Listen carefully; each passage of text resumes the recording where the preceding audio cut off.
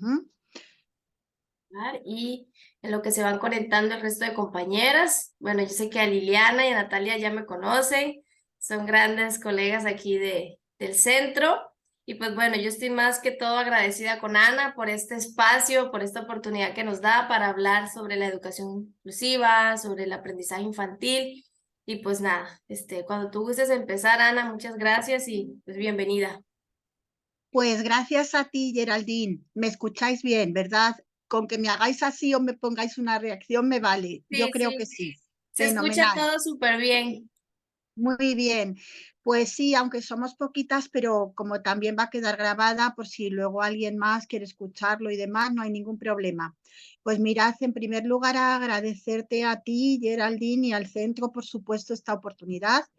Y deciros que en España, bueno, yo soy pedagoga, psicopedagoga, llevo ya muchísimo tiempo en el mundo educativo, también he escrito varios libros y deciros aquí que, bueno, en Roa Educación podéis encontrarme, que tenéis el logo, con que pongáis Roa Educación en el buscador, sale mi página y mi blog sobre todo y ahí me conocéis más. Y bueno, una vez hecha esta breve presentación, mirad, en España la educación inclusiva como concepto, por así decir, lleva ya muchos años, bastantes, diría yo. Ahora, como implantándose, llevamos menos. Y sí que es cierto que cada vez son más los centros que abogan por una educación mucho más flexible, alejada de ese currículum tan estricto que muchas veces nos encontramos. Os he preparado una presentación para este ratito y luego se la pasaré a Geraldine, no hay ningún problema, luego te la envío y para que lo tengáis como material. Y mirad, sí que es cierto que la educación, os he preparado una presentación que tiene un poquito de mezcla con otras cosas, con dificultades de aprendizaje, con metodologías activas, etcétera, etcétera. Pero de alguna manera todo integra y se puede perfectamente acoplar a este concepto, a la inclusión educativa. Vamos a hablar un poquito del DUA, del Diseño Universal de Aprendizaje, que seguro que lo conocéis porque cualquier tipo de iniciativa basada en la inclusión está basada en el DUA. Vamos a hablar un poquito de las buenas prácticas en educación inclusiva, de la escuela inclusiva como tal, los retos que tenemos para la inclusión educativa por delante, que son muchos, las metodologías activas que forman parte de este tipo de educación y que la facilitan totalmente, y luego un poquito de dificultades y trastornos de aprendizaje dentro de este marco de la educación inclusiva. Ya veréis que esos nenes que cuentan con trastornos de aprendizaje, eh, sobre todo en la lectoescritura o también con trastornos de neurodesarrollo en algunas ocasiones, que solo lo dejaría para otro momento, dentro de la inclusión encuentran mucha más fácil esa acogida y ese trato atendiendo, por supuesto, a sus fortalezas, no a sus deficiencias, ¿de acuerdo? Eso es muy importante. Y si puedo y me da tiempo, os hablaré de alguna herramienta tecnológica y de ejemplos prácticos. Vamos a ver cómo vamos de tiempo, pero bueno, poquito a poco. ¿Qué os puedo contar? Mirad, en primer lugar, lo que os comentaba, toda propuesta inclusiva asume el paradigma del DUA como tal. Ya sabéis que el DUA parte de un concepto de la arquitectura, que era simplemente DU, en 1970. En este modelo de arquitectura, la idea principal era la creación de entornos accesibles, atendiendo desde el principio a esas posibles necesidades de usuarios potenciales, como por ejemplo personas con discapacidad. Entonces, lo que se trataba era que esas personas pudieran utilizar muy bien todos los espacios, sin necesidad de adaptaciones posteriores. ¿De acuerdo? Esto se trasladó al contexto educativo. Allá por los años 80, en 1984. Quiero deciros que ya llevamos tiempo, aunque ahora estemos viviendo esta explosión tan potente. Y lo que se pretendía era crear un currículum inclusivo, un currículum donde no existieran las famosas adaptaciones curriculares que todos conocemos y se partiera de las necesidades de cada alumno. Entonces, el objetivo del DUA proviene o aboga, digamos, en la realización, como os decía, de un currículum muchísimo más flexible, ¿de acuerdo? Y así lo proponía el CAST, que es de donde parte todo esto, del Centro de la Tecnología Especial Aplicada, de ahí que la tecnología sea un elemento fundamental cuando hablamos de diseño universal de aprendizaje.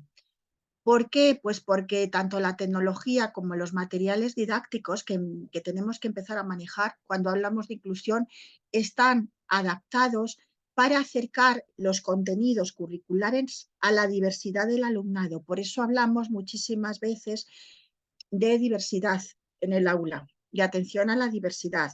Para hablar de atención a la diversidad es muy importante tener en cuenta todos los materiales y todos los principios y todas las pautas y toda la tecnología que el DUA nos brinda. ¿De acuerdo? Tecnología que ya no se queda solamente en las TIC, las famosas tecnologías de la información y de la comunicación, sino que podemos hablar ya de TAC, tecnologías de aprendizaje y conocimiento, y podemos hablar de TEP, tecnologías de empoderamiento y participación. ¿De acuerdo? Ya vamos un poquito más, vamos un poquito avanzando un poquito más. ¿Y qué ventajas nos brinda toda esta tecnología? Permite la individualización de la enseñanza, permite la personalización en cuestiones de accesibilidad, optimiza el proceso de enseñanza-aprendizaje, combina varias vías de información. Os podría citar infinitas, ¿de acuerdo? Pero cuidado, el hecho de utilizar la tecnología no implica que ya estemos trabajando un diseño universal de aprendizaje. Hay que jugar con el aula, hay que jugar con todo ese contexto, porque realmente dentro del diseño universal de aprendizaje no se consideran los niños discapacitados como tal, sino que se considera el entorno donde ellos están como el verdadero discapacitante, porque no está adaptado a ellos. ¿De acuerdo? Mirad, como somos poquitas, cualquier cosa me decís o me lo escribís en el chat o participáis directamente abriendo el micrófono. Yo no tengo ningún problema, soy muy cercana, muy accesible y aunque estemos lejos, pero estoy encantada de escucharos. Lo digo por Lili, por Natalia y por Geraldine, por ti. Cuando queráis, hablamos. En la diapositiva que os dejo aquí es un poco más de lo que os he comentado directamente, que parte de la Universidad Humana, que realmente prevé esos ajustes para las diversas situaciones y capacidades, ¿de acuerdo? Sí, reduciendo esa necesidad de adaptaciones curriculares, esas adaptaciones a veces tan específicas que tenemos que hacer en los contenidos, en la evaluación y, por supuesto, en la propia metodología. Aquí tenéis el paradigma del diseño universal de aprendizaje, tenéis sus principios, por supuesto, tenéis sus pautas, tenéis lo importante que es dentro de esos tres principios. El primero, el compromiso, las múltiples formas del compromiso, el porqué del aprendizaje, dentro de la representación, de las múltiples formas de representación, el qué del aprendizaje y de acción y expresión de ese principio último, el cómo del aprendizaje. Lo iremos viendo. Ya os digo, esto seguramente que lo conoceréis. Evidentemente, es muy importante aquí mencionar la evaluación. Mirad, la evaluación cuando hablamos de diseño universal de aprendizaje, además de toda la metodología, tiene que ser una evaluación motivante. El niño o la niña tiene que saber qué se espera de él, conocer las metas de aprendizaje que se van a trabajar. ¿De acuerdo? Eso es fundamental. Dentro del DUA, además, entra la autoevaluación y la coevaluación. Y es fundamental la evaluación formativa. Esa evaluación sumativa del final de las metas nos va quedando muchísimo más rezagada. Es fundamental tener en cuenta lo importante que puede ser un portfolio, lo importante que puede ser una diana de aprendizaje. Es decir, hay muchas formas de evaluar que no tienen por qué ser un solo examen y una evaluación sumativa. Y, por supuesto, los criterios de evaluación, que considero fundamental mencionarlos, deberían definirse, según nos dice la educación inclusiva y el DUA, sin especificar ese nivel tan exacto de desempeño. no deberían determinar tanto los métodos y materiales para cubrirse. Imaginaos, por ejemplo, que estamos en una primaria, en los últimos cursos, en quinto o sexto, y estamos trabajando los textos literarios, los de tradición oral, los poemas, las adivinanzas, cuentos, por ejemplo. Entonces, ¿qué ocurre? Que para evaluar este ítem o este objetivo de evaluación que nos hemos propuesto, no es necesario que se haga un examen como tal, con su papel, su lápiz o su bolígrafo, sino que a lo mejor un niño que tiene una cierta dificultad de aprendizaje puede hablar de esos textos de una forma oral, los puede escuchar, los puede leer, puede haber muchísimas posibilidades de expresión. Así vamos eliminando barreras de aprendizaje, que es realmente lo que propone el diseño universal de aprendizaje. Voy a pasar un poquito más. La mejora en inclusión pasa por un cambio, por supuesto. Mirad, eso es fundamental. Es necesario reflexionar, primero, sobre cómo se actúa en los centros, qué diseño curricular tenemos, qué prácticas curriculares hacemos. Es fundamental, fundamental y pero que muy necesario. La mejora en inclusión, ya os digo, pasa por un cambio de estilo y de formas de hacer en ese propio centro. ¿De acuerdo? Son necesarias políticas que promuevan esa inclusión con culturas y valores adecuados, centros que promuevan actividades fuera digamos, de su propio espacio, con mayor participación del entorno y de la comunidad educativa. Luego hablaremos de diversas metodologías que seguramente algunas las habéis escuchado, otras no, como las famosas comunidades de aprendizaje, y hablaremos porque es muy importante que los valores inclusivos vayan calando en toda esa comunidad educativa y en la vida de los centros, ¿de acuerdo? No se puede quedar el centro cerrado, hermético. Exige una visión mucho más amplia, mucho más globalizadora. ¿Qué es importante? Mirad, es muy importante apostar por los alumnos y alumnas como personas en evolución. Eso es fundamental. Es muy importante creer en la inclusión como lo opuesto a la exclusión. Es decir, es un cambio de mirada. La inclusión es una filosofía de vida. No es una metodología, ni tampoco es una forma de dar clase como tal, ni tampoco es usar tecnología, es usar solamente metodologías activas o pedagogías ágiles, no. Es un cambio de mirada, un cambio en la forma de dar la clase. Y eso va en nosotros, en los profesores, pero no solo en los profesores, sino va en todo el centro y en todas las personas y en todos los profesionales que integran un centro educativo.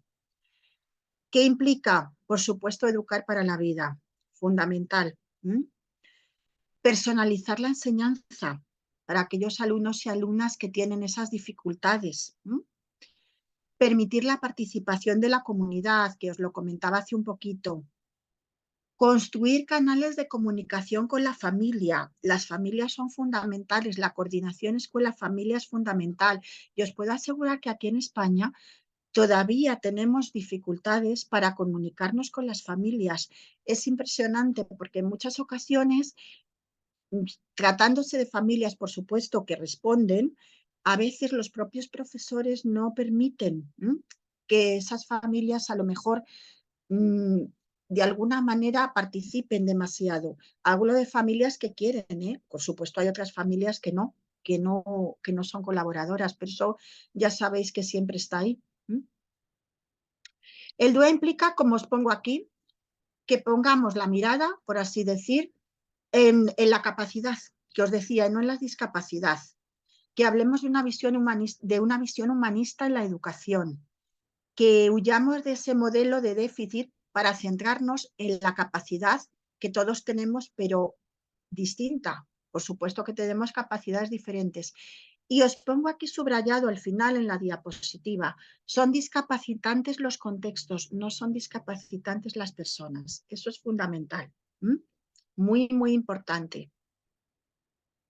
Vamos un poquito con las buenas prácticas en la educación inclusiva. Es necesaria, lo primero, y como lógicamente estaréis de acuerdo, una accesibilidad. Fundamental, hay que eliminar esas barreras que de alguna manera impiden el aprendizaje, la participación en el centro, que realmente es la base de la educación inclusiva. Hay que hacer accesible el centro a toda la comunidad educativa, adaptando entornos, por supuesto, adaptando programas y adaptando herramientas. Eso es fundamental. ¿Y esto qué implica? Pues implica ver el currículum de una manera inclusiva, completado por todos los estudiantes. No implica un currículum cerrado.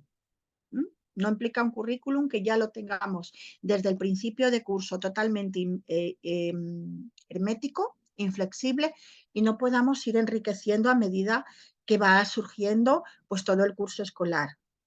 ¿Qué implica también? Un compromiso y cooperación de toda la comunidad educativa. Lo hablaba antes, desde la dirección, el profesorado, los responsables del funcionamiento del modelo inclusivo, que son ellos, y las familias, por supuesto, y otros agentes sociales que pueden participar. ¿Y qué implica?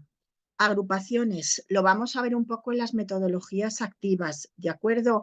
Mirad, el aprendizaje dialógico, que se ve muy bien en las comunidades de aprendizaje, es una metodología, por así decir, que fomenta las interacciones entre los distintos miembros de la comunidad educativa. Grupos totalmente heterogéneos. Y el aprendizaje dialógico se trabaja mucho, os lo aclaro porque ha salido esta palabra, aunque luego lo veremos con un poco más detalle, en las famosas tertulias dialógicas. Hay muchas veces que la lectoescritura, especialmente la lectura, se trabaja, cuando se habla de comunidad de aprendizaje, se trabaja en un grupo. En un momento determinado, el centro plantea esa actividad y a ese grupo se unen. Pueden ser personas de diferentes edades, pueden ser personas de fuera del centro, pueden ser familiares de los niños. Entonces se queda en una hora determinada y en un momento determinado para leer una obra literaria. Una obra literaria al principio quizá de una dificultad pues menor y luego ya se va subiendo. Y a partir de ahí, unidos por esa obra literaria, que son las famosas tertulias literarias, se va leyendo y se va interaccionando con los distintos miembros del grupo. Es una forma muy bonita de motivar para la lectura, sobre todo ahora que hablamos de niños y niñas que les cuesta muchísimo leer como tal y la comprensión lectora.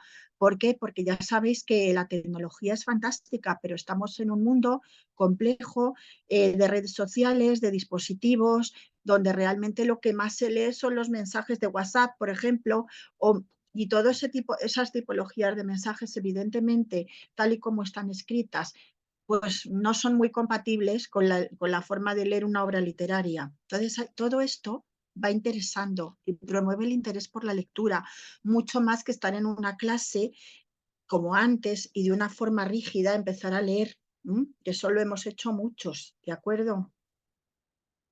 Mirad, en esta me voy a parar un poquito más porque quiero daros un ejemplo, porque práctico, directo, de un colegio que está aquí en Madrid y que han sido pioneros de alguna manera en la inclusión educativa. Mirad, el Colegio Broad Madrid, yo conocí y conozco a sus fundadoras, empezaron por medio de una fundación, de la Fundación Aprender, y tuve ocasión de colaborar con ellas muchísimo tiempo. A partir de ahí empezaron pues, a moverse mucho, sobre todo a nivel político, también contactando con los gobernantes de aquí de la Comunidad de Madrid, porque ellas, toda su ilusión era hacer un colegio y sobre todo estaba destinado el colegio a dificultades de aprendizaje, mejor dicho, trastornos como pueden ser la dislexia, porque ellas sobre todo trabajaban dificultades de aprendizaje relacionadas con el lenguaje, ¿de acuerdo? En este caso, en la dislexia.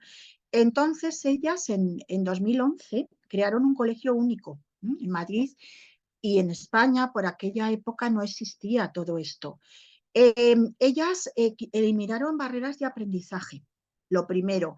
Lo que ellas querían, que la lectoescritura fuera la vía de acceso a los conocimientos tradicionales y se dieron cuenta que los niños que no podían o que no sabían leer tenían aquello como un obstáculo.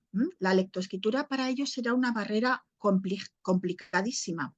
porque además se encontraban no solo con alumnos que tenían dislexia, sino alumnos que tenían déficit de atención, hiperactividad, etcétera, etcétera.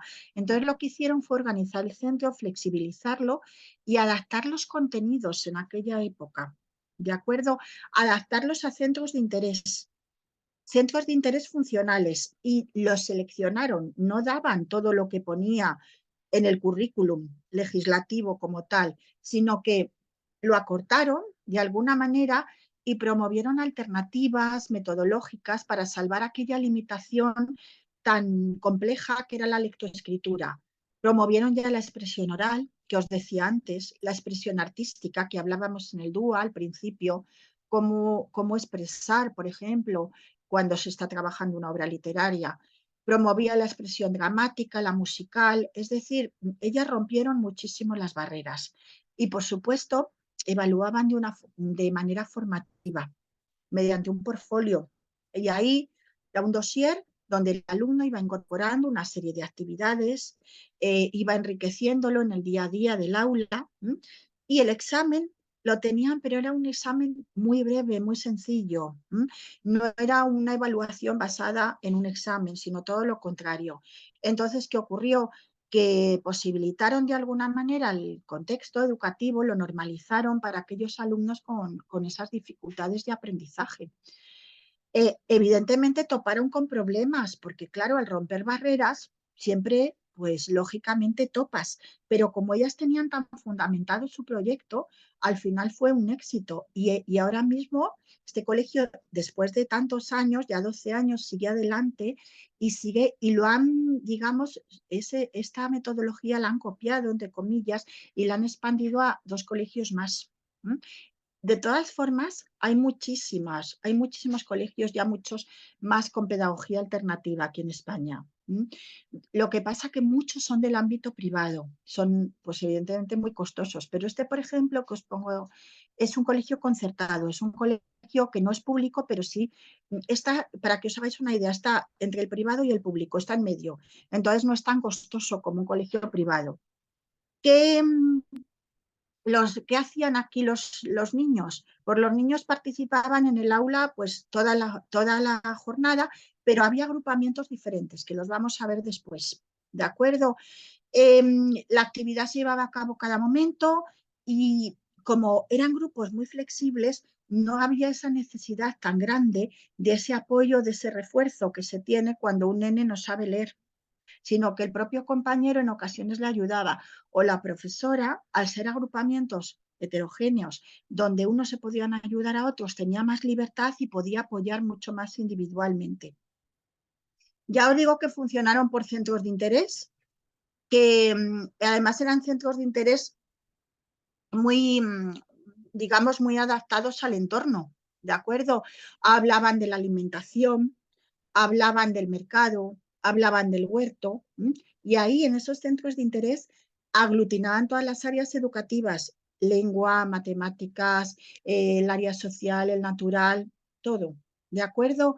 Y a partir de ahí, pues empezaron a ver que era un trabajo muchísimo más exitoso y que la evaluación era mucho más alentadora porque los alumnos eran mucho más autónomos, ¿de acuerdo? Y estaban evaluados, ¿eh? Lo que pasa es que estaban evaluados de otra manera, no tan rígida. Mirad, no me quiero extender mucho más, pero si vosotros buscáis Fundación Aprender, buscáis en Google Broad Madrid, podéis leer muchísimo más, podéis, del modelo, digamos, ELIX, que es su modelo pedagógico, que nace como resultado de ese trabajo de investigación que se hizo a través de este colegio. El modelo ELIX, H-E-L-I-X, podéis verlo muchísimo más por ahí, ¿de acuerdo? Y el Colegio Jara, que es otro de los colegios pioneros en todo esto, también lo tiene. Yo es que las conocí mucho y las conozco, por eso os lo he mencionado. Y en cuanto a las buenas prácticas, mirad, yo lo primero que haría, antes de hablar de inclusión o antes de decir que en un centro se aplica la educación inclusiva, sí diría, y os lo digo de verdad, si realmente este colegio le haría un examen, por así decir, y diría, ¿realmente este colegio está trabajando esas buenas prácticas de las que hablamos, ¿de acuerdo? ¿Cómo? Pues mirad, aquí arriba en el título podéis encontrar los cuadernos de buenas prácticas de FEAPS, con que esto lo busquéis en Google o lo vais a encontrar. Pero yo os he planteado una serie de preguntas que para mí resultan de alguna manera fundamentales.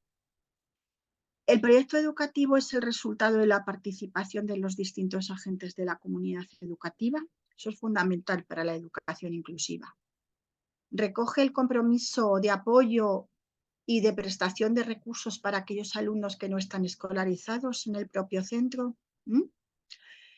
Recoge la importancia del aprendizaje significativo, fundamental, y el desarrollo de competencias para la vida, fundamental, en una educación inclusiva. Recoge el compromiso de ser un centro abierto a la comunidad y de compartir sus recursos, no de ser un centro hermético. Y recoge diferentes modalidades de escolarización más cercanas a la inclusión. Es un centro que está totalmente organizado por niveles según la edad cronológica y no permite más.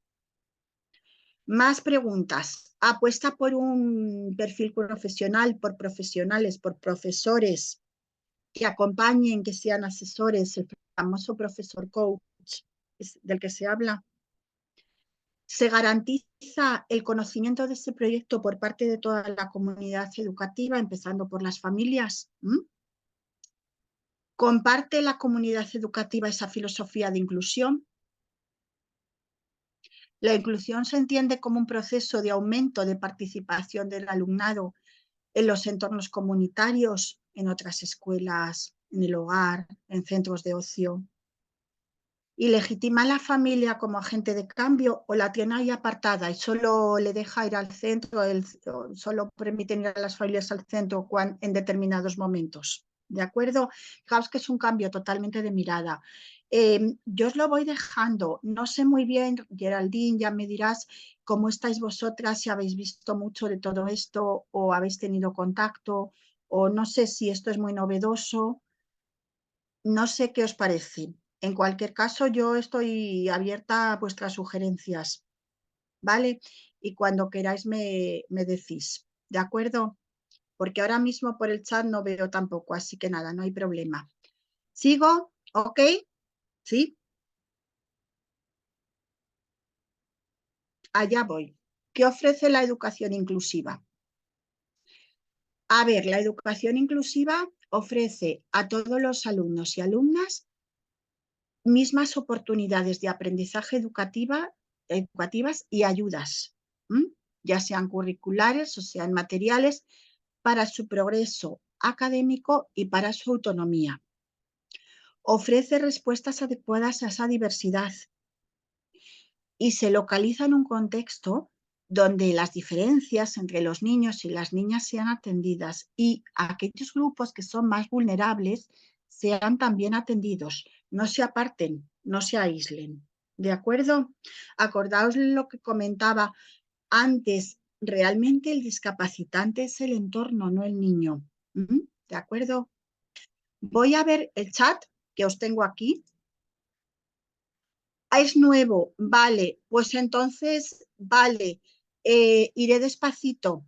Me alegro que me lo digas porque no se veía muy bien cómo estabais al respecto, Geraldine. Entonces, mirad, es un cambio de mirada. Yo voy a ir despacito. Esto simplemente que os quede de material, por eso he empezado un poco desde cero. Porque esto, claro, cada diapositiva se puede alargar y se puede profundizar en ella muchísimo más, pero como es nuevo, os lo voy a dejar de entrada. En España está mucho más sí que os puedo decir que ya lleva tiempo, y en varios países, Por la zona vuestra no lo sé exactamente, yo me muevo mucho por la parte pues de Perú, de Ecuador, de Bolivia, y por ahí ya se escucha mucho más. ¿De acuerdo? Sí que os puedo decir que ya he dado varios cursos y demás, pero bueno, el tema es empezar, así que estupendo. Y gracias por el aporte, Geraldine. Vamos a seguir un poco más, si me deja. A ver, aquí os he dejado una diapositiva muy interesante. ambientes de aprendizaje flexibles y currículum flexible, que es al hilo de todo lo que estamos aprendiendo, de todo lo que estamos dando. Fenomenal. Vale, Natalia me dice que en Costa Rica paulatinamente se ha intentado implementar, pero es necesario mayor acompañamiento, por supuesto, y modificaciones a nivel curricular para que se dé de mejor manera. Totalmente de acuerdo, Natalia. Estamos todavía, fijarse, aquí en España sí se va haciendo, pero vamos despacito porque todavía quedan muchísimos centros con la enseñanza tradicional y que aparentemente son inclusivos, pero lo único que hacen es utilizar una metodología activa y ya está, o mucha tecnología y eso no es ser inclusivos. Pues imagínate, te entiendo perfectamente. Hace Hola, falta... buenos días. Sí, hola. Ay, ¿Qué hola tal? Lili, encantada. Muy bien, ¿cómo Gracias. estás? Sí, Ujú. yo tengo una consulta. Bueno, nosotros en Costa Rica, la educación inclusiva se ha tratado de hacer ya, digamos, de hace varios años, ¿verdad? Lo que pasa es que, como lo dice la compañera, ha sido un proceso paulatino, ¿verdad? Sin embargo, a pesar, yo soy profesora de educación especial, también soy psicóloga, pero Ujú, he notado, digamos, que tal como usted lo dice, a pesar de los intentos de las escuelas o de las instituciones ser inclusivas, en realidad esto no es en la totalidad, porque a veces, ¿qué es lo que sucede? Y la queja de muchos padres que lo atienden en mi consulta como psicóloga, ujú. este, los chicos, por ejemplo, que están dentro del síndrome de Down, van a clases y están en un aula con 39 chicos más que aparte tienen otros compañeritos que están dentro del espectro del autismo, por ejemplo, y alguno otro con discapacidad cognitiva y los demás neurodiversos, ¿verdad? Que hay ahí. Entonces las mamás dicen, es que mi hijo va a hacer nada, solo se Claro, sienta y a veces se queda dormido en la mesa o a veces solamente lo ponen a pintar. Entonces claro. mi pregunta para usted, con Sí, su experiencia en España es, las escuelas inclusivas de aula regular, cuando hacen este tema de inclusión, ¿tienen a otras personas como asistentes dentro del aula que permita que esa inclusión sea real? Porque, digamos, efectivamente. porque Ujú. acá, digamos, lo que se hace es un acompañamiento de las compañeras de problemas de aprendizaje, de las compañeras de emocionales y de conducta, de las compañeras de discapacidad cognitiva, pero esto es un acompañamiento parcial porque no es permanente, sino que es en algunas ocasiones 2 lecciones, una lección, 3 lecciones y el resto de tiempo que la docente tiene que estar con 39 estudiantes más. ¿Qué hace ella? Aunque tenga todas las buenas intenciones de querer atender a un estudiante con discapacidad o a varios estudiantes con discapacidad, su capacidad individual no le permite dividirse en 39 más 3 chicos que Lógico. tienen una condición. Entonces, yo creo que Costa Rica tiene una buena intención y todo el Ujú. Departamento de Apoyos Educativos ha tenido una buena intención y el Ministerio a través del Departamento de Apoyos Educativos. Sin embargo, no se ha tomado en cuenta que estas son realidades de la necesidad de que haya una persona permanente ahí, asistente del docente de aula, para que Efectivamente. para que Ujú, pueda ujú. realmente haber un acompañamiento real y que la inclusión no sea algo de, sí, mi chico está asistiendo a la escuela y está en educación inclusiva, cuando en realidad el chico va a hacer nada, ¿verdad? Sí, efectivamente. Mira, y de hecho todo lo que estás comentando, que os he comentado hace un poquito el modelo ELIX pedagógico, que se te gustará, si lo profundizas en él, habla de 2 profesores en el aula, siempre 2. ¿M? Es una cotutoría, por así decir, eh, siempre en la clase. Entonces, así, por ejemplo, con niños que tienen pues, diferentes ritmos de aprendizaje y están haciendo una actividad, pues permiten, hay de alguna manera, siempre ayuda, aunque 39 son muchos, Lili, aquí en España la ratio es mucho menor, por así decirte. En España yo te diría que estamos en los 25 como mucho, 22, 25, ¿sabes? En España estamos por ahí. Entonces, claro, permite que de alguna manera estén los dos y los dos se ayuden y eso es permanente. Ujú. Efectivamente, lo que tú comentas, Lili. Muy bien, pues muchas gracias por el feedback, porque así, de alguna manera, la intención es muy buena, efectivamente, pero la necesidad por aula, desde luego mínima, son 2. Natalia, cuando tú quieras. Hola, ¿cómo están? Sí, te escuchamos. Ok, bueno, un poco lo que comentó Lili, pero lo voy a comentar ya como desde el lado de la docente de aula, ¿verdad? Que de pronto en cuanto a educación especial es como ese acompañamiento. En mi caso soy docente preescolar y tengo un grupo relativamente pequeño, son 14 Ujú. estudiantes, pero dentro de los 14 tenemos bastantes con diferentes condiciones. Y aunque exista toda esta hermosa y buena intención de querer promover espacios inclusivos, humanamente es imposible ¿verdad? Estar con los 14 y de pronto dentro de los 14 5 tienen condiciones muy específicas. Claro, Para mí es humanamente imposible mucho. poder realizar, ¿verdad? De pronto como la teoría lo exige, porque vamos a lo mismo, además de que estos 5 requieren de pronto un acompañamiento distinto, a los demás estudiantes también, en una edad en donde es importantísimo este acompañamiento cercano, ¿verdad? En los niños y las niñas Lógico. de 5 a 6 años y Ujú. hace que la dinámica sea mucho más compleja de mi parte. Claro. Y a veces tenemos a una docente que nos acompaña, pero Ujú. esa es mi bebé. Sí, no te preocupes, muy bien. Bueno, pero es docente sombra, no sé si Sí, usan el mismo término, de sí, un solo estudiante, ¿verdad? Entonces, no vale, siempre me puede ayudar con los demás. Entonces, sí sí, es un reto muy grande para mí, principalmente este año, porque si bien he tenido 1 o 2 estudiantes, por ejemplo, autistas, este año 5 de 14 es bastante retador para mí todos los días y sí, cumplir además con las expectativas que el centro educativo espera, porque es un centro privado que claro, se maneja distinto, ¿verdad? Y claro. es muy complejo. Ahora, como decía Lili, a nivel público, las docentes, por ejemplo, en preescolar pueden tener 25 a 30 niños y en la escuela a nivel primaria incluso pueden tener 40 estudiantes y más. Entonces, por más buena intención que tengamos nosotras, formación, herramientas y demás, llega un punto donde también está esta limitante, que por supuesto es, disculpen, Sí, parte de, ¿verdad? Como humanas que somos también.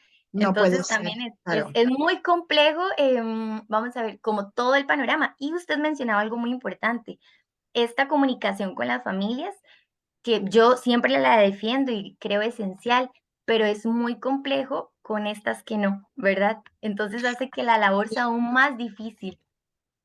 Mirad, gracias Natalia. A ver, mirad, en España sí que es cierto que sobre todo a los alumnos de alguna manera que están de alguna manera de manera inclusiva,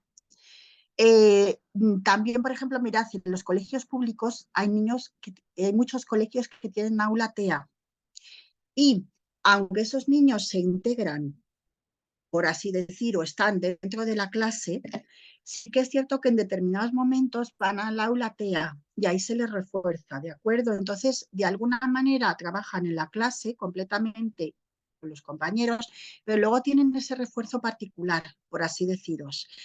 Sí que hay muy buena, digamos,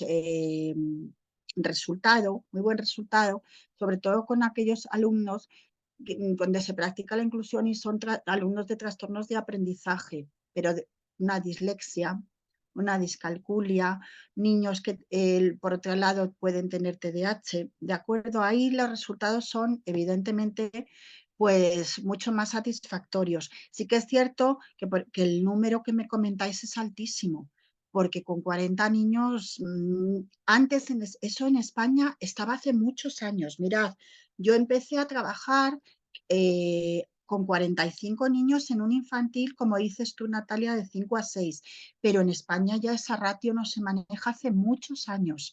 Es una ratio mucho más reducida, ya os digo, 22, 25, y en colegios privados evidentemente hay menos, pero en los públicos o en los concertados, que son estos que ya os digo que están En un nivel intermedio, esa ratio pues es 20, 22, 25 como mucho. Y claro, es diferente. Desde luego 40 ya es que se sobrepasa totalmente, es muchísimo. Pero bueno, muchas gracias por el feedback. Yo lo recojo. Gracias Lili, gracias Natalia. Sigo un poquito más, si os parece que ya nos vamos conociendo. Y me interrumpís cuando queráis. Voy a seguir un poquito más. Mirad, os he dejado teoría, como esperad a ver si... Esta yo os la he dado, esperad a ver si es que me he pasado. No, esta no la habíamos leído. La inclusión educativa presta, sí, que en esto sí que es verdad que se ha mejorado mucho en España, presta atención no solamente a niños y niñas con discapacidad, sino a niños y niñas que están en riesgo de exclusión, porque están en situaciones muy desfavorecidas, muy marginales. Eso es verdad que aquí en España en eso se ha mejorado mucho. Hay diferentes etnias en las que, pues por lo que sea, la escolarización para ellos no tenía un significado especial. Se ha trabajado mucho con ellos, ¿de acuerdo? También eso es, y ahí ha habido buenos resultados. También os digo, en España, que comentaba Lili, siguen estando las escuelas de educación especial.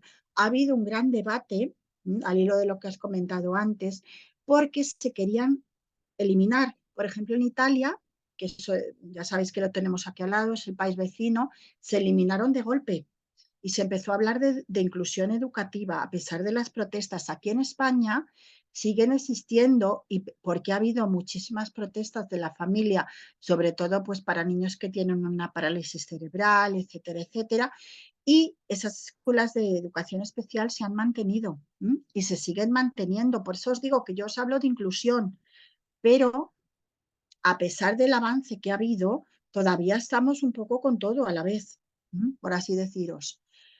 La inclusión educativa apoya medidas, lo que os decía, que garanticen asistencia a dicho alumnado, aquellos que están en situación de riesgo, y reclama la implicación de los poderes públicos. Esta ya la hemos visto. Debemos adaptarnos a nuestros alumnos y a veces encontramos barreras en nuestra forma de enseñar. Todo esto lo hemos comentado.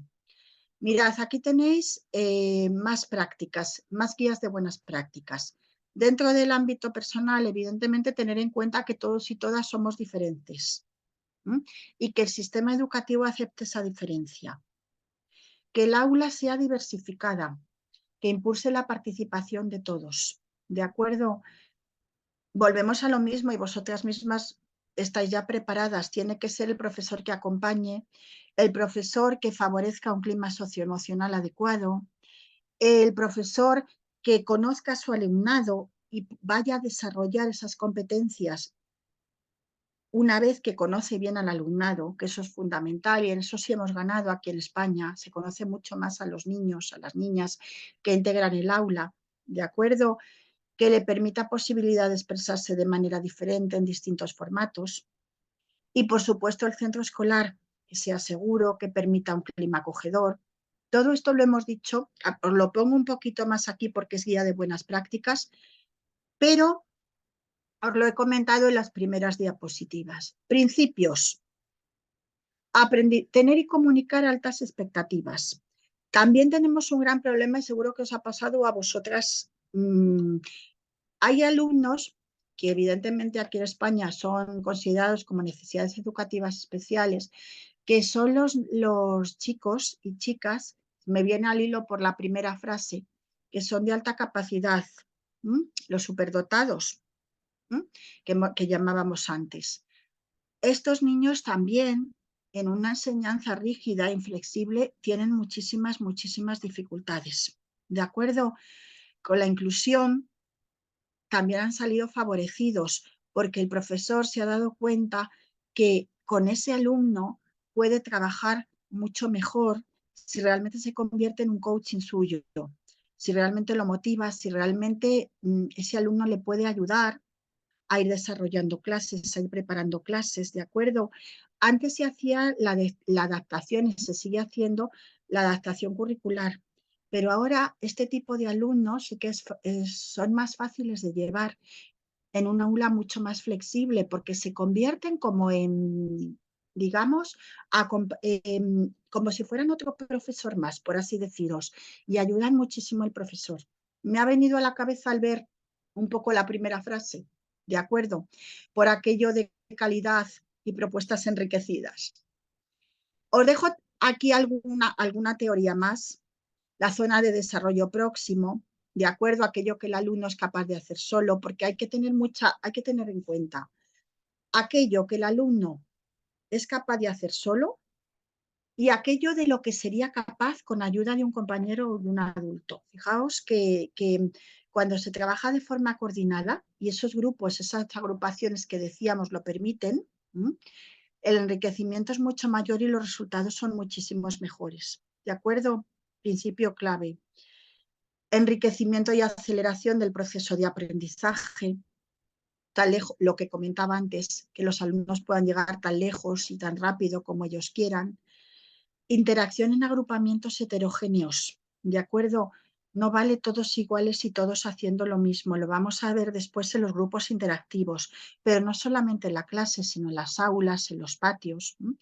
Aquí hay muchos colegios, pero ya os digo, son muchos también del ámbito privado que trabajan de esta manera, con metodologías alternativas.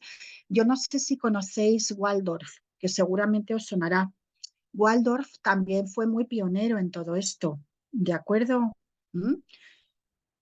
Trabajaba de otra manera y tenía en cuenta al niño como tal.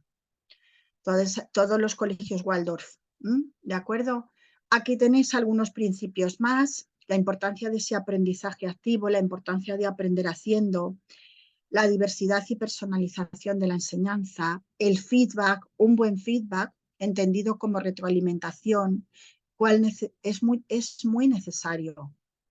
Prevención e intervención temprana ante dificultades de aprendizaje, necesario coordinarse con los profesores que están en el aula, coordinarse para ese apoyo, esa ayuda que puede necesitar a lo mejor un niño que se encuentra más rezagado cuando están realizando una actividad lectora, y participación de toda la comunidad escolar, que lo he comentado en varias ocasiones.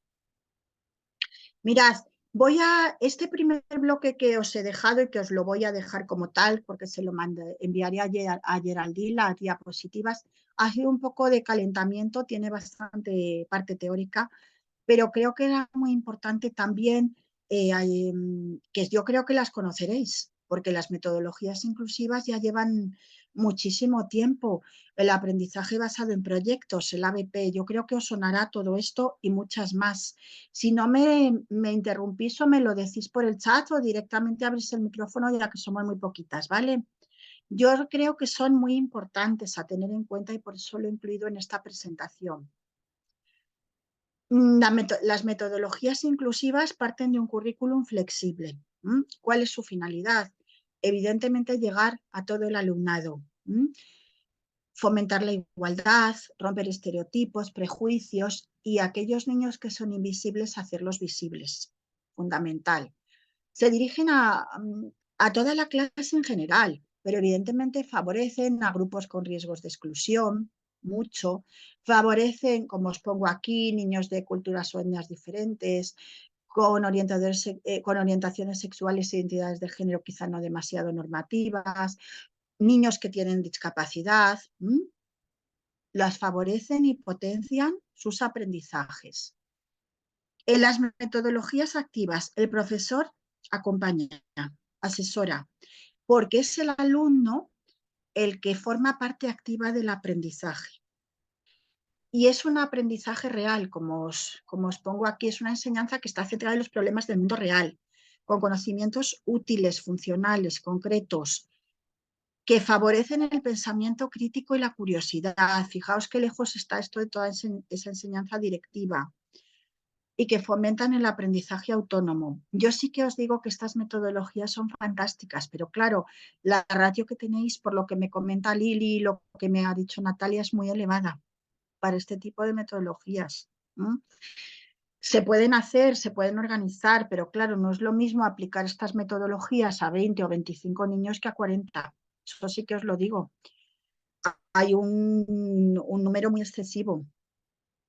Mirad, antes de meterme en ellas directamente, sí os dejo un enlace que a mí la verdad es que me gusta mucho, porque implica, digamos, estos son elementos que ayudan mucho a luego trabajar en el aula.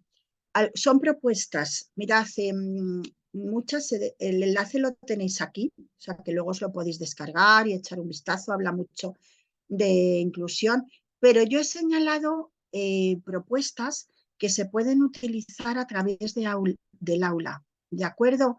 Por ejemplo, el alumno embajador o alumno o alumna embajador.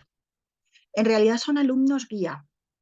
Son alumnos guía sobre todo para los niños y niñas que llegan por primera vez al centro, procedentes de otro sitio, ¿de acuerdo?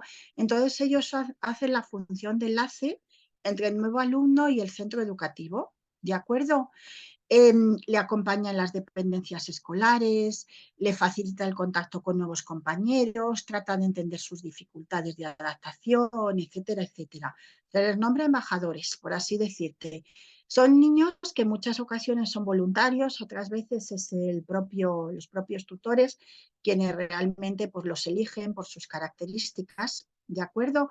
Y eso no significa que el niño que es embajador del otro, del nuevo, tenga que hacerse amigo, tampoco, ¿no? Simplemente es un niño guía, de aquella manera. Es un niño pues que le ayuda, ¿m?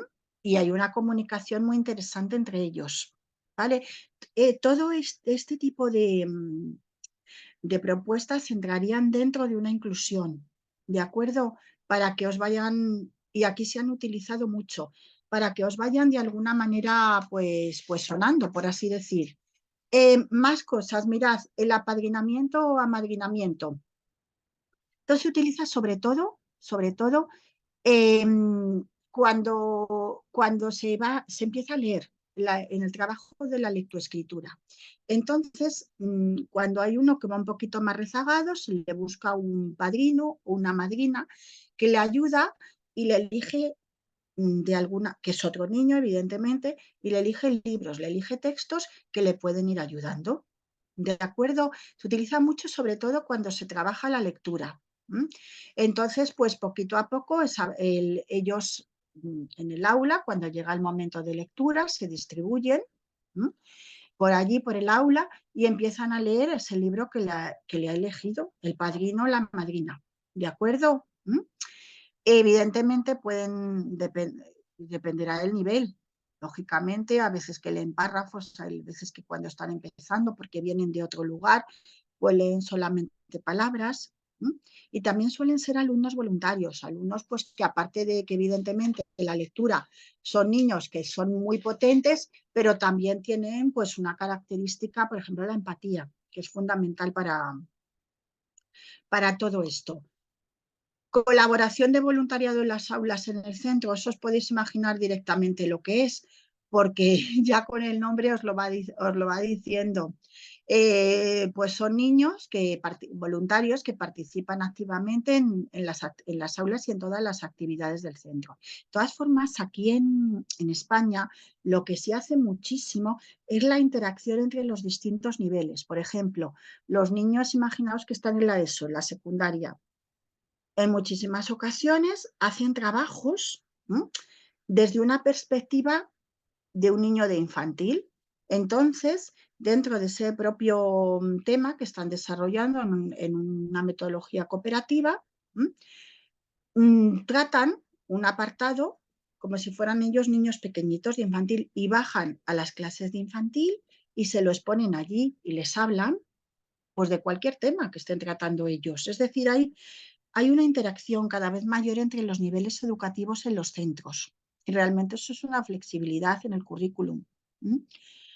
Más cositas que os cuento, los contratos pedagógicos. Seguro que por el nombre y por de alguna manera lo conocéis. Eso ya sabéis que es un contrato, es como un acuerdo negociado para alcanzar un objetivo, ya sea pues metodológico, de comportamiento, cognitivo, etcétera, etcétera. Entonces se compromete aquí el contrato pedagógico es muy útil con aquellas familias que realmente respondan, como decía antes Natalia. Por supuesto hay pocas, pero las hay. O en ocasiones también encontramos muchas.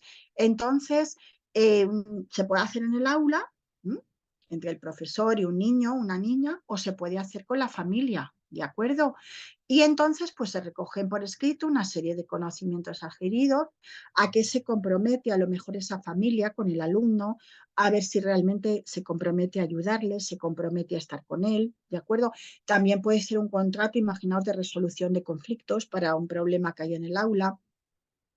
Puede ser un contrato de aprendizaje, de un proyecto, para que ese alumno o esa alumna que participa menos se implique, asuma sus roles. Son muy, muy aplicables. En el link tenéis toda la explicación.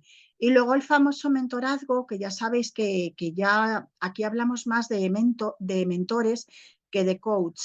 El famoso mentorazgo, esa persona que hace de modelo, por así decir, y realmente pues ayuda a ese niño o a esa niña.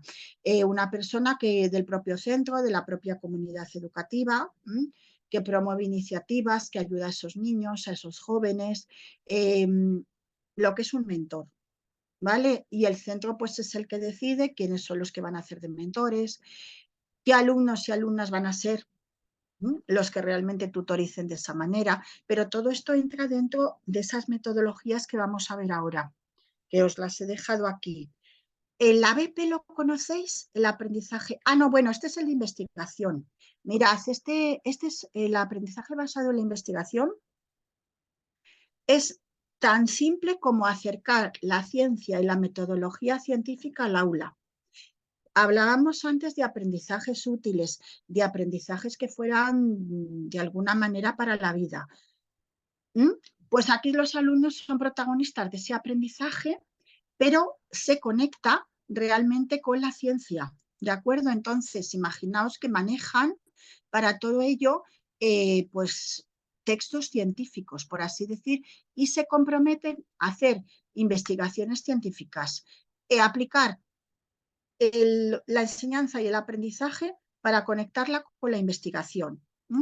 Imaginaos que tienen que construir actividades pues, a pequeña escala relacionadas con la investigación, analizar datos, revisar una hemeroteca con distintos periódicos y distintos... para reunir datos, redactar resultados, hacer un informe y luego unas conclusiones.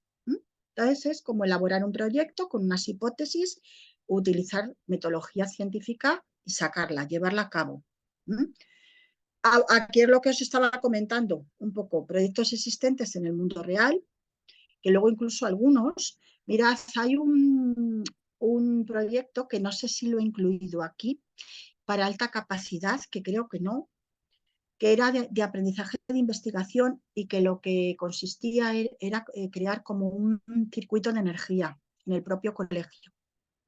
Esto lo incluí porque hicimos un compañero y yo una presentación en una feria de educación justo antes de que viniera la pandemia, pero me parece que no os lo he incluido porque ya era excesivo. Y utilizamos, y los alumnos utilizaron el aprendizaje basado en la investigación. Tuvieron que hacer un circuito por todo el centro con aquellas, dando visibilidad a aquellas energías que no contaminaban, donde pondrían unos paneles solares, donde aprovecharían la energía eólica, y para ello tuvieron que manejar bastantes datos. Eso, por ejemplo, en los últimos cursos de primaria o en secundaria se puede hacer muy bien, adaptado a ellos, lógicamente. El aprendizaje basado en problemas, que es parecido al aprendizaje basado en retos. Aquí a los alumnos se les presenta un problema, ¿vale? Entonces hay que buscar soluciones a esa situación planteada. Ellos tienen que elaborar un diagnóstico, pues como os pongo aquí, de sus propias necesidades de aprendizaje, reconocer que saben, que deben aprender. Y aquí es fundamental el que sepan trabajar de manera cooperativa, ¿de acuerdo? El de retos es muy parecido. Implica una definición de un reto y soluciones, ¿de acuerdo? Mirad, aquí tenéis un ejemplo. Este es para, mira, para una escuela infantil que comentaba antes Natalia que trabajaba. Os he puesto algunos ejemplos porque como es una charla inicial, tampoco quería daros pinceladas. Mirad, imaginaos tenéis también el enlace, está relacionado con situaciones a las que los más pequeñitos se enfrentan en su día a día. Imaginaos que hay un problema primero. Hay 3 problemas aquí, son propuestas. Cada grupo de clase, están divididos en grupitos, tiene una mascota de peluche. Y al final del día hay que alimentarla con una pieza de comida. Y que no se nos olvide, si algún día se le olvida a algún grupo y ya termina la clase y no se acuerda de esa mascotita que tiene ahí, darle simbólicamente, por supuesto, todo esto, su pieza de comida, la mascota va a pasar hambre. ¿Mm? Entonces, ¿qué ocurre? ¿Mm? Como os pongo aquí en la propuesta 3, si no damos de comer a la mascota un día, se puede poner malita. ¿De acuerdo? ¿Mm? Luego, por supuesto, esto se plantea en grupo y evidentemente pues se evalúa de alguna manera o se hace un seguimiento durante 5 días y a ver qué grupo es el que realmente ese problema lo tiene en cuenta, ¿de acuerdo? Porque es un problema, un aprendizaje basado en problema. En ese problema tenemos ahí una mascota y la tenemos que alimentar. O bien otra situación en la que nos podemos basar y utilizar con los más pequeños. Imaginaos que os pongo, como os pongo en el caso 2, que ellos están jugando, se reparte un número de juguetes a cada grupo, pero también se les reparte gomets y se les dice, vamos a pegar en cada juguete nuestro gomet y lo vamos a dejar para después poder jugar con él un poquito más tarde. Pero cuidado, hay que poner a cada juguete su gomet, porque si os lo quedáis y luego los trasladamos a la hora de jugar, el juguete que no tenga gomet lo vamos a tener que retirar de la cesta, ¿de acuerdo? Entonces ellos pues pegan en cada juguete su gomet. ¿Qué pasa? Que habrá muchos que se quieran quedar con la pegatina. Gomet es una pegatina, por lo menos aquí se llama así desde siempre. Entonces, ¿qué se trabaja ahí? Pues evidentemente si me quedo con un gomet, para mí tengo menos juguetes con los que divertirme en la hora de juegos y mi equipo va a tener menos juguetes. Ahí le estás planteando un reto, un problema, como digo yo. O bien, pues fijaros, esto se puede trabajar en el día a día y seguramente lo trabajaréis. Son ejemplos muy sencillos a nivel infantil. El problema 3, construimos un camino con fichas de colores. Y al final de ese camino hay algo que desean los más pequeños. Pues yo que sé, cualquier juego, cualquier juguete. Pero construimos un camino difícil, basado en curvas, un camino pues un poco más complejo, un camino recto que rápidamente nos lleve a aquello que queremos conseguir. Entonces, aquellos niños que vayan corriendo y que no sigan ese camino que se ha preparado, como os pongo aquí, el camino largo, aunque más difícil, ha hecho que consiga lo que quería. Y mi equipo será uno de los que más resistan. Ahí ya estamos trabajando directamente la frustración, con lo difícil, el control de impulsos, la capacidad de frenar ese deseo inmediato de conseguir las cosas del que tanto hablamos. Son, fijaros, retos muy, muy sencillos y os los he puesto en un infantil. A partir de ahí en primaria se puede formular muchísimo más. Los proyectos, el ABP, que era el que yo pensaba que igual conocíais. No sé, Natalia, Lili o Geraldine, si lo conocéis. ¿El aprendizaje basado en proyectos os suena o no? Si no, me lo decís por chat, como queráis. Sigo, si no. Con permiso, sí y Sí. no. Vaya. Digamos, tengo una leve noción de qué significa, ¿verdad? Que para mí está un poco relacionado con fijar como una meta, ¿verdad? O proponer o un planteamiento, ¿verdad? De una pregunta y vamos a investigar en conjunto y vamos a llegar hacia esa respuesta. Pero es muy poco lo que realmente he leído y no he profundizado tanto en este tipo de metodologías. Pues mira, gracias. Eras Natalia, ¿verdad, mi niña? Que ya me confundo. Gracias. Con gusto. Gracias. A ver, sí, es un poco lo que has comentado. ellos está un poco basado en lo anterior, fíjate, ellos, lo que pasa que los proyectos, por ejemplo, aquí en infantil sí se utilizan. En 3 años que son más pequeñitos, en el comienzo del segundo ciclo de infantil, sí se utilizan, pero cuando realmente los proyectos empiezan a ser verdaderamente potentes es en 5 a 6 años.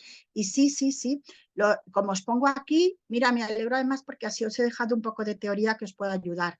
Los alumnos pueden resolver y deben resolver situaciones, retos, preguntas a través de sus conocimientos, de los recursos, de la investigación, de la cooperación, que hablaremos luego de aprendizaje cooperativo.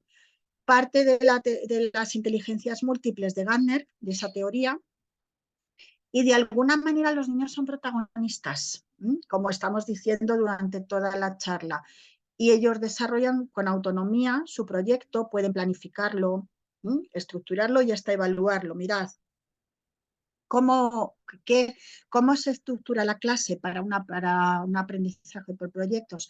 Se estructura en grupos interactivos, que era un poco lo que os comentaba o lo que os he dejado caer al principio de la charla en el primer bloque. Los grupos interactivos son grupos heterogéneos dentro del aula. ¿De acuerdo? El profesor, por eso os decía que cuando hablamos de un currículum flexible y de un profesor que acompaña y demás, tiene que conocer muchísimo a sus alumnos para realmente establecer grupos, porque al principio, y de hecho en la mayoría de las ocasiones es el propio profesor el que los establece, algunas veces lo deja más libre, pero mirad, los grupos interactivos, por lo menos utilizados en cooperativo, en aprendizaje cooperativo, se mantienen además a lo largo, por ejemplo, del trimestre. Entonces, tienen que ser grupos heterogéneos en cuanto al nivel de aprendizaje, en cuanto a su género, en cuanto a su cultura, con niños muy dispares, muy diferentes en ellos, ¿de acuerdo? Entonces, son pequeños grupos de trabajo. Cuando hablamos de un aprendizaje cooperativo, de alguna manera es el profesor el que realmente pues, está ahí, les guía, y el que les presenta el contenido, y cada miembro, pues ahora vemos algún ejemplo, pues lanza alguna pregunta, debatir con el resto de los compañeros y empiezan a organizarse, a planificarse. Es muy importante que sea el currículum transversal. Cuando se trabaja un proyecto, no solamente vamos a trabajarlo a nivel cognitivo, sino va a entrar toda la parte socioemocional, ¿de acuerdo? ¿Y por qué? Porque realmente al trabajar niños completamente diferentes ya está entrando de por sí, ¿de acuerdo? Aquí tenéis un enlace muy interesante. Aquí no me voy a parar porque podéis profundizar muchísimo más en ello. Y luego lo vamos a ver más en cooperativo, quedaros con eso, ¿vale? Y vamos a ver algún ejemplo. Y luego otro que supongo que no habréis escuchado entonces es el aprendizaje servicio. Todo de lo que os estoy hablando en España ya lleva tiempo implementándose. Mirad, el aprendizaje servicio es un aprendizaje donde en el que se realiza un servicio a la comunidad educativa, ¿de acuerdo? No se hace normalmente en el aula, se hace hacia afuera, hacia la comunidad educativa.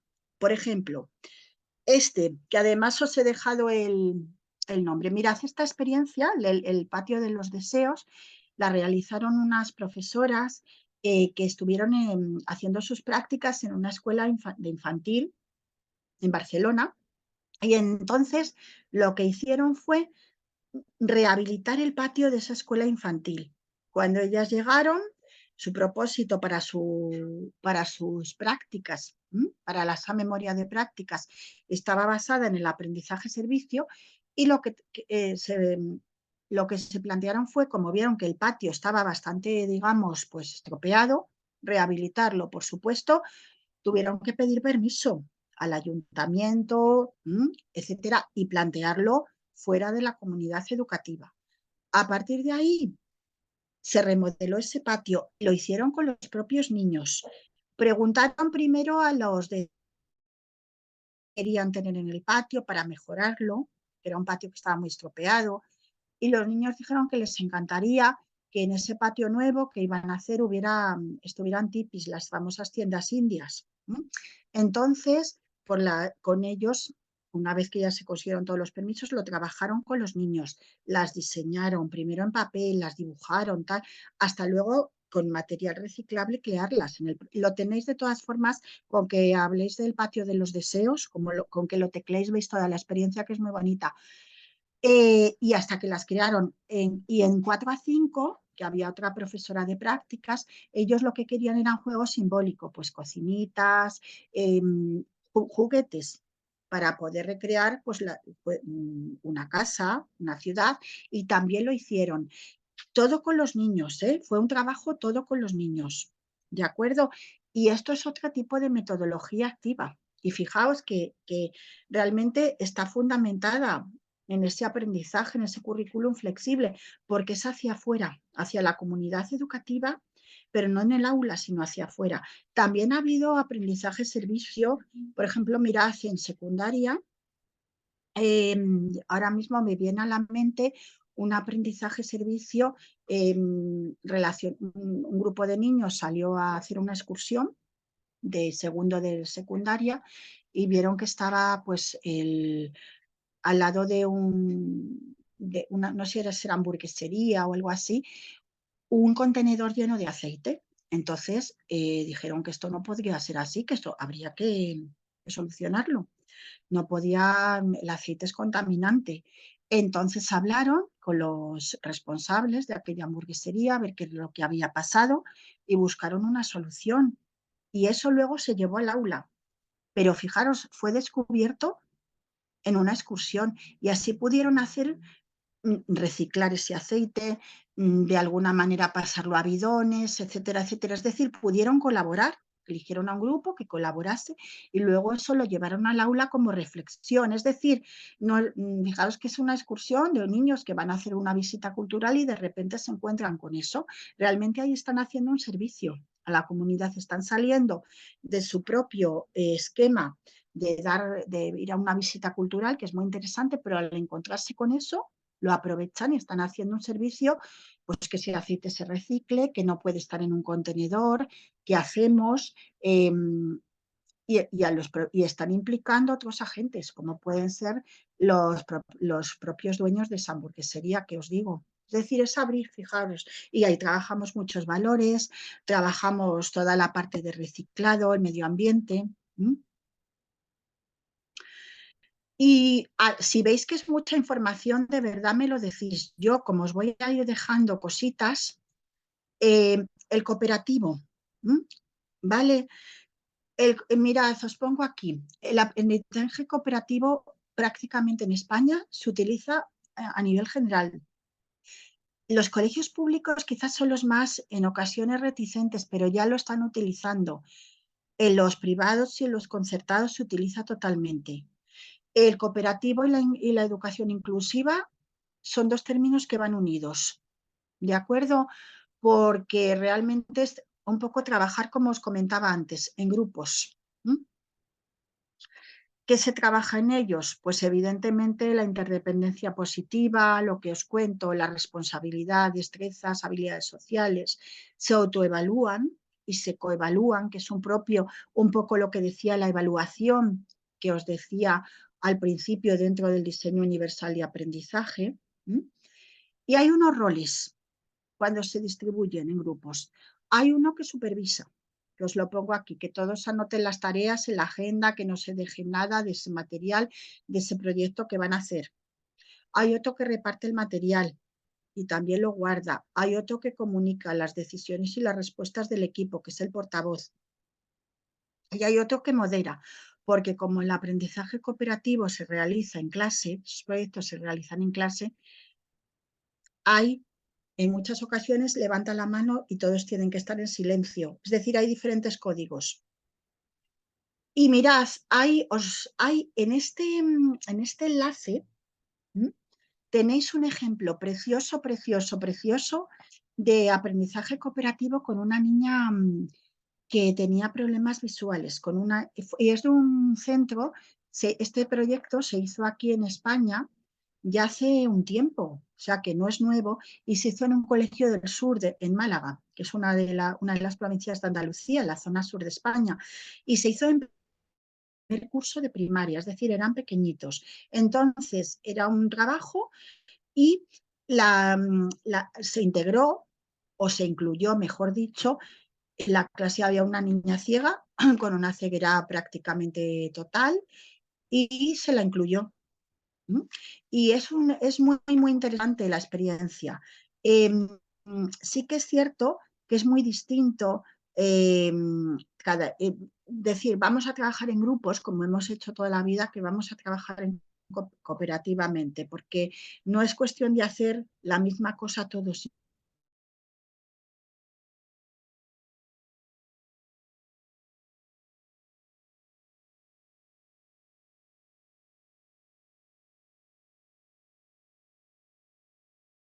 Flexibles y los miembros de esos grupos tenían que aprender con los compañeros del equipo, pero también tenían que de alguna manera ayudar a esa nena que tenía esa problemática, esa deficiencia. ¿Qué se cambió en esta experiencia? Pues que los grupos cooperativos que suelen durar, ya os digo, van por trimestres, por las 3 evaluaciones, se cambiaron más rápido, porque lo que se pretendía es que la concienciación y el trabajo con esta niña que tenía ceguera, pues fuera de toda la clase. Y también se pretendía que esta niña no dependiera de los profesores, no fueran grupos, como estaban en el aula en este caso, no se situara siempre a grupos que digamos estaban más cerca de donde se situaba la profesora, sino que grupos que estuvieran por todo el aula y que ella pudiera ir rotando. Entonces se trabajaron, leedlo por no entretenerme mucho, pero tenéis ahí estrategias, la de los lápices al centro, que está muy bien, para que la podáis leer y cómo se hacía para trabajar, la del 1, 2, 4, que también es muy, muy interesante. Entonces, pues al final se consiguió o sea, se trabajó de una manera muy exitosa. Fijaos que todos estos grupos, cualquier proyecto, lo tienen que hacer los 4 o los 5, según los roles, más bien los 4. Y ahí la nena pasaba por los 4 roles. Lo que pasa es que se adaptaba a ella, ¿de acuerdo? Si a lo mejor había que leer un determinado texto, había que esperar un poquito y no hacerlo tan rápido para que la niña con su dispositivo pudiera leerlo, ¿de acuerdo? Y había que utilizar, evidentemente tenían los niños que tener paciencia y tener espacio para permitir que esa niña lo pudiera leer y luego dar su opinión.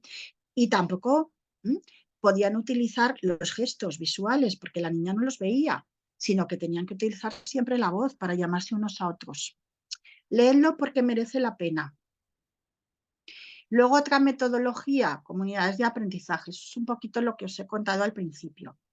Sobre todo se utiliza el aprendizaje dialógico de interacción y mirad, nacieron, aquí ha habido algunos centros muy pioneros y de hecho, no sé si os he puesto algún dossier, no, ya os lo dejaré si no, donde se ha trabajado de esta manera.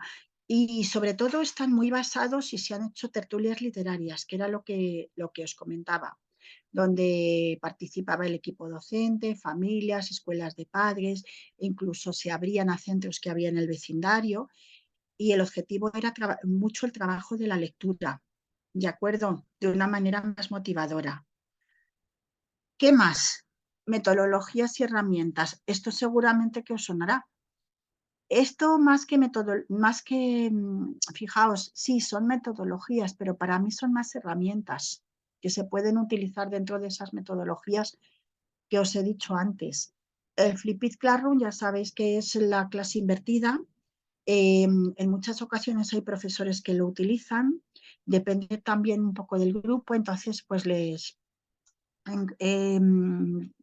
alguna manera los niños ven vídeos sobre todo pues del tema que están dando y explican ahí su experiencia y luego en clase se trabaja de una manera mucho más práctica. ¿De acuerdo? El escape room yo creo que también, que os sonará, yo espero que sí, si no pues ya lo veremos con más detalle. El escape room es muy interesante porque se propone un enigma, resolver un enigma y se dan una serie de pistas y entonces los grupos, se trabaja siempre en grupos, lo tienen que resolver. Entonces, ¿qué aporta? Pues evidentemente mucho, porque los niños aprenden a planificar. La parte de cohesión social es fundamental aquí. Tienen que desarrollar un proceso reflexivo para resolver ese enigma. Están muchísimo más motivados, por así decir.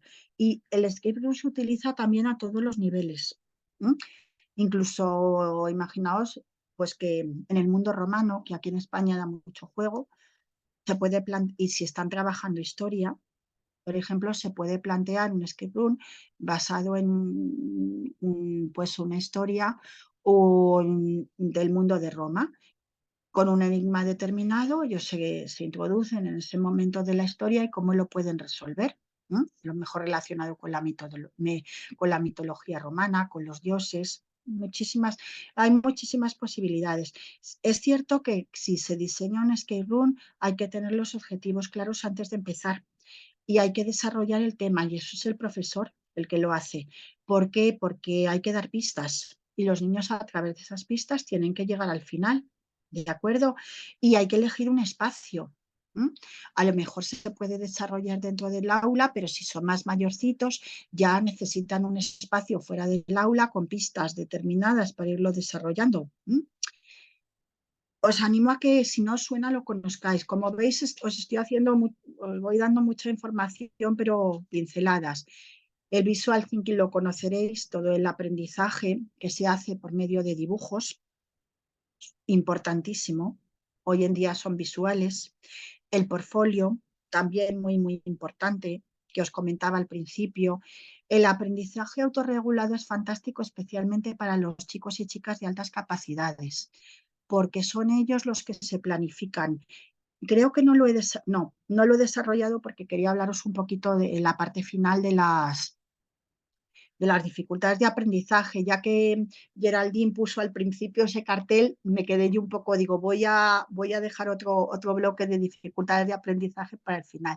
El aprendizaje autorregulado es fantástico para los niños de alta capacidad porque son ellos los que se organizan, se autorregulan y son ellos mismos los que se autoevalúan, ¿de acuerdo? Entonces es muy interesante, ese le voy a dejar un poco en el aire para otro momento. Hasta aquí, ¿qué tal? Veo que hay una en el chat. Gracias, Natalia. Muy bien, gracias a ti por el comentario, qué hermoso, que no lo había visto. Y mirad, en este último hueco he hablado un poco de inclusión, he hablado de metodologías activas, pinceladas, y ahora de dificultades y trastornos de aprendizaje.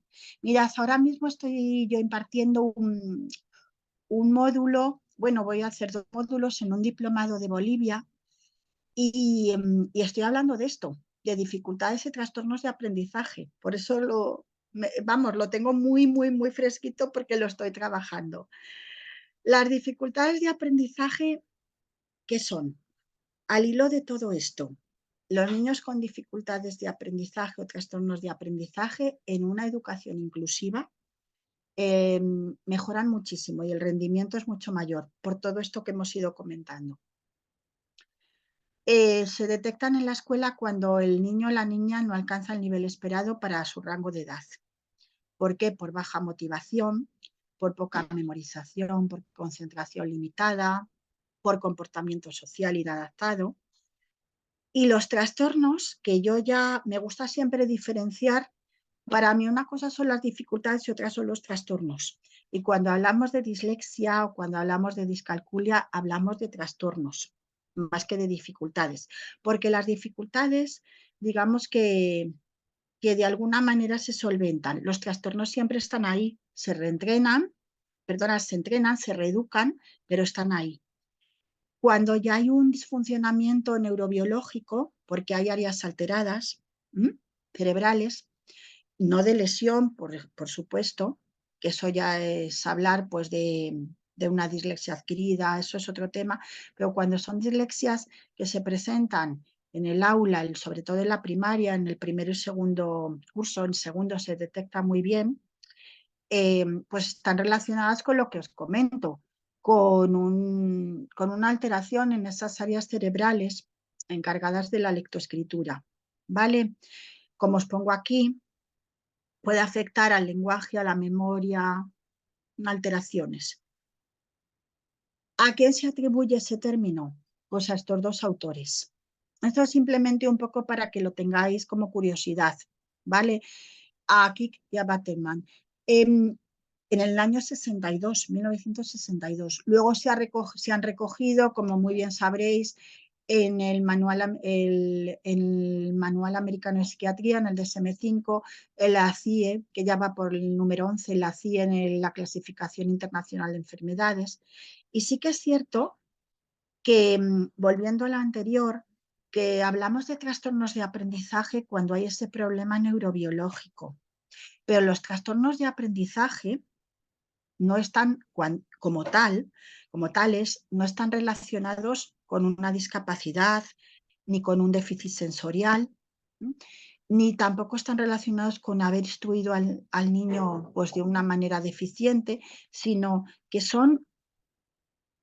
afectan única y exclusivamente al aprendizaje y por esa alteración de áreas cerebrales.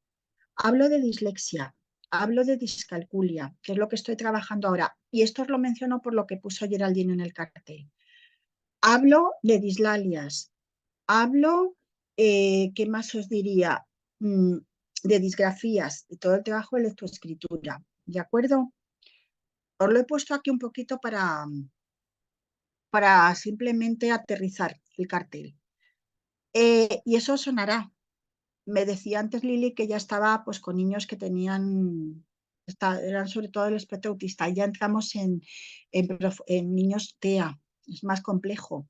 Yo aquí os hablo, trastorno de aprendizaje como tal, son niños que digamos su nivel de inteligencia pues es el habitual, el que está en el rango pues medio. Incluso hay niños muy inteligentes, pero que tienen dificultades o lectoescritura, o a lo mejor en el área de cálculo, y presentan, como os digo aquí, un desarrollo del lenguaje mucho más lento. Algunas veces tienen dificultades en la orientación espacial, temporal, la direccionalidad algo confusa, en la coordinación en general. Y lo que aquí, y sí que os pongo, y por eso os lo he puesto en rojo en la diapositiva, se ha trabajado mucho, mucho, mucho, es las etiquetas.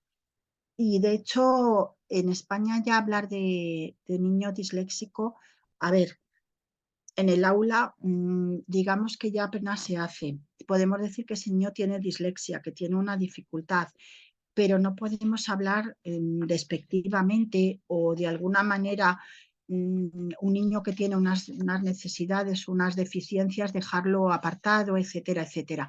Que eso, pues hace algunos años, a pesar de todo lo que vamos aprendiendo, se hacía. Entonces, os he dejado aquí la Agencia Europea para el Desarrollo de la Educación del Alumnado con Necesidades Educativas Especiales. Sí que es cierto que es mucho más rigurosa y lo que quiere es que los profesores se formen, ¿de acuerdo?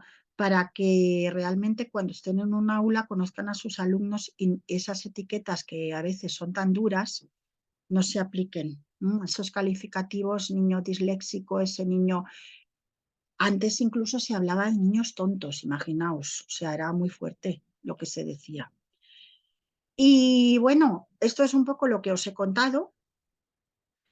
Y sí que se habla mucho del diagnóstico diferencial. Mirad, cuando hablamos de dificultades de aprendizaje, no hay duda que existe una base genética, por supuesto, que es cierto que desde infantil se pueden notar algunos indicadores porque estos problemas aparecen, que es verdad que hasta que no se llega a la primaria, sobre todo a un segundo de primaria, no se puede confirmar ese diagnóstico tan claro, que muchas personas, aún adultas, no han sido diagnosticadas y se diagnostica de adulto, pero por las carencias que ha habido, por las lagunas que ha habido al respecto, y que para diagnosticarlos se necesitan unas pruebas específicas. Me decía, me parece, Lili, que ya era psicóloga. Pues ya sabes, Lili, ¿qué te voy a contar entonces? Para diagnosticar cualquier trastorno de aprendizaje habría que empezar por una prueba general y luego ya pruebas específicas de ese trastorno fundamental. Aquí en España hay muchas y seguro que conoceréis vosotros también. Por ejemplo, para la dislexia ha salido hace muy poquito en TEA Publicaciones, ha salido Prolexia, como tal, la Prolexia, Prolexia, que es fantástica porque además es preventiva. Es una escala que tiene una serie de pruebas para niños pequeñitos digamos, el último ciclo de infantil, donde hay una serie de indicadores que nos pueden, de alguna manera, facilitar si ese nene va a tener dificultades o puede que las tenga y hay que tener, nos avisa, y hay otra dentro de esa propia prueba, otras pruebas, o sea, dentro de la propia prolexia, otras pruebas para niños que tienen dislexia y que ya quede diagnosticada. Os he dejado aquí algunas características, pues evidentemente la famosa dislexia fonológica que os pongo aquí, no saben realmente unir la letra al sonido, esa ruta fonológica está afectada. Pues más características de la dificultad lectoescritora cuando no saben fragmentar bien los grupos de palabras, cuando tienen dificultades en la lateralidad, que esto es un indicativo muy importante. Ya sabéis que la lateralidad, ya cuando empieza la primaria, tiene que estar definida. Si a los 7 años un niño no tiene definida la lateralidad, pues a ver, habrá que, y realiza inversiones o realiza pues errores, habría que ver por qué. O bien, pues la disortografía, que no os la he dicho, también es una dificultad interesante de aprendizaje muy relacionado con la dislexia, cuando los signos de puntuación no aparecen. Es decir, o bien lee muy despacito. Pero aquí ya, como veis, en este último apartado de la charla me voy centrando en dificultades de aprendizaje. Aquí os dejo también una diapositiva mucho más completa. Esto lo estoy trabajando yo. Ahora os dejo un ejemplo de una nena con la que trabajé. ¿Veis? Aiscomia la N. Esta nena empezó conmigo en tercero de primaria y ahora está en sexto y todo esto lo tiene súper rehabilitado. Lo veis aquí, otro ejemplo. Os dejo algunos ejercicios. Ya os digo, esto lo he puesto un poquito por... Y luego, muy importante, la tecnología. Para estos niños que tienen dificultades de aprendizaje, la tecnología es fantástica. Os puedo decir que en España hay verdaderas maravillas, eso sí que os lo digo. Aquí Luz Reyo, que os pongo Luz Reyo, es una investigadora española que ella era disléxica y es disléxica porque ya os digo que los trastornos se reeducan, no es que se curen así, pero si se entrenan, evidentemente las mejoras son muy, muy notables. Y ella desarrolló que igual lo conocéis, porque a escala internacional, ha tenido pues muchísima repercusión. Una herramienta, Detective You, que es fantástica. Os invito a aunque hay muchas aquí citadas, Luz Reyo os invito a que la conozcáis porque ha hecho mucho por la dislexia. Y yo creo que ya he quedado aquí un poquito al final. Me he quedado aquí y nada, mira, pensaba yo que tenía más, pero esta era la última.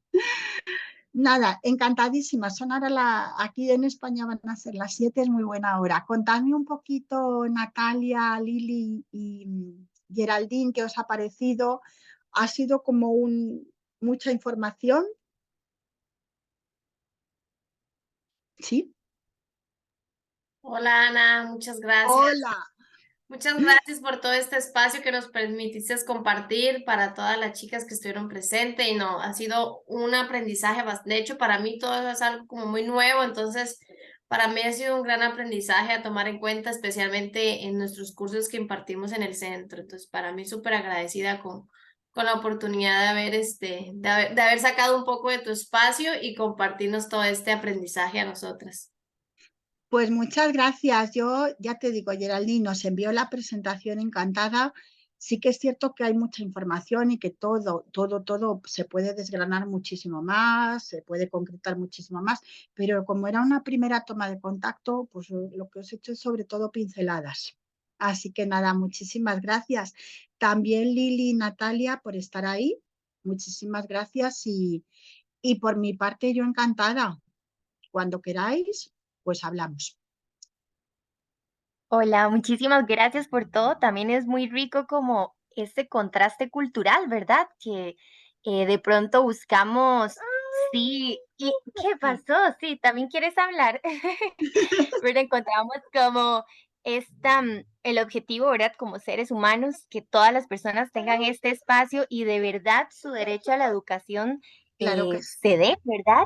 Y también es muy interesante y muy enriquecedor también ver las perspectivas desde otros países, desde otras culturas y que al final nos construimos, ¿verdad? Todos vamos a dar un poquito para construirnos y buscar pues este objetivo y riquísimo poder aprender de todas, ¿verdad? Más bien, muchísimas gracias por el espacio. Es un placer Gracias. conocer. Muchas gracias, Natalia, encantada. Os dejo, mirad, aquí debajo os dejo un poco la web, os dejo un poquito pues mis datos y yo encantada y si queréis pues gracias Lili, también a ti, muy amable. Y cuando queráis pues por medio de Geraldine podemos preparar alguna cosita si os apetece, eso lo que queráis vosotras. ¿Vale? Perfecto, Ana. Si Dios quiere, nos estaremos hablando primeramente. Dios, que descanses. Muchísimas gracias. Hasta luego, Hasta chao. pronto. Adiós, adiós.